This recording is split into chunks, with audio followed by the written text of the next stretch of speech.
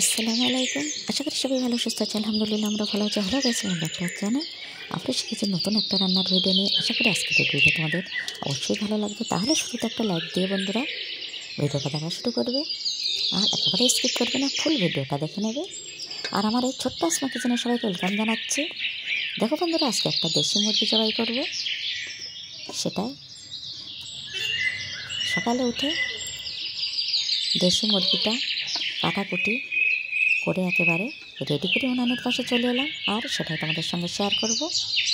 এই শীতের সময় কিন্তু, আর এখন শীত প্রায় চলে গেছে, আর মজার মজার রান্না হলো নতুন আলু দিয়ে। সব রান্নাগুলো কিন্তু হেভি মজা লাগে আমার কাছে, আর যেহেতু দেশি মুরগি, এটা তো অসাধারণ মজা লাগবে।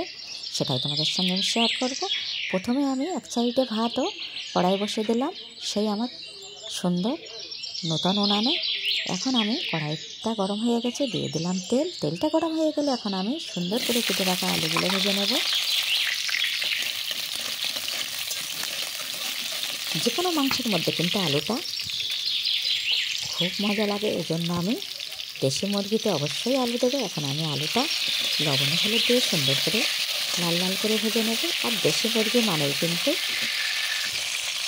মজা তো অবশ্যই হবে। আর মাটির চুলায় কাঠের চালে রান্না, এই রান্নার স্বাদ তো সম্পূর্ণ আলাদা। কথা বলতে বলতে আলুগুলো আমার ভাজা হয়ে গেছে। এখন আমি আবারও ওই কড়াইতে তেল দিয়ে দিলাম।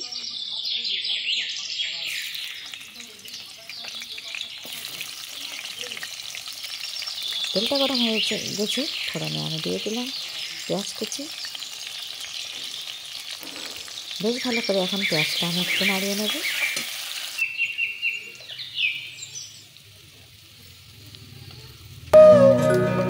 এখন দিয়ে দিচ্ছি আমি স্বাদ মতো লবণ।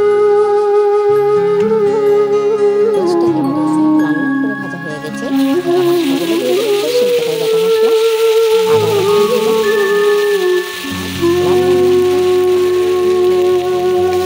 শিলপাটা বেটে যখন মশলা কিন্তু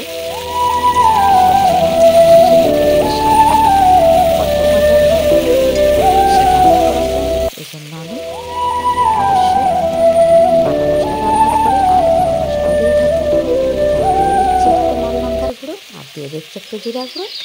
এখন আমি শুধুমাত্র কষিয়ে নেব।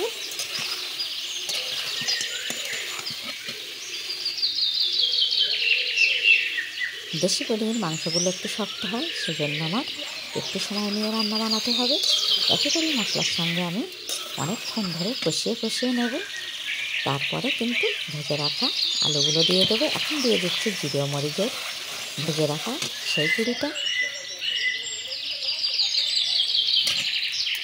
কিছুক্ষণ কষে নেওয়ার পরে কিন্তু আমি আলুগুলো দিয়ে দিলাম। আলু দিয়ে আমি কিছুক্ষণ কষিয়ে নেব।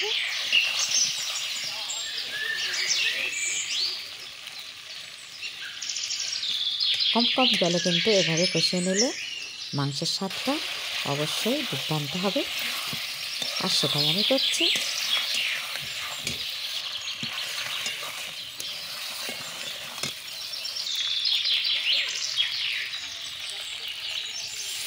এখন আমি ফুটন্ত গরম জল দিয়ে ঝোলটা দিয়ে দিচ্ছি।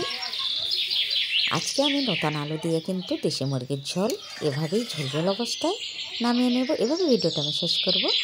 যদি কিছু ভালো লেগে থাকে বন্ধুরা, তাহলে আমার চ্যানেলটি কিন্তু অবশ্যই সাবস্ক্রাইব করবে। পরিমাণ মতো জল দিয়ে আমি ঝোলটা দিয়ে কিন্তু ঢাকনা দিয়ে রেখে দিচ্ছি। আবারও দেখা হচ্ছে নতুন কোনো ভিডিওর সাথে। ততক্ষণে আমার সকল বন্ধুরা ভীষণ ভীষণ ভালো সুস্থ থেকো।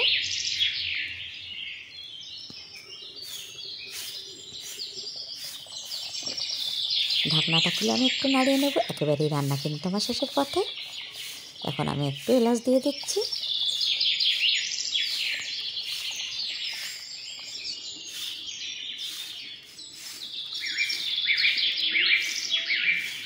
এলাচটা দিয়ে একটু ঢাকনা দিয়ে ঢেকে দেওয়ার ফ্লেভারটা তাহলে দারুণ আসবে। একেবারেই রান্না আমার রেডি।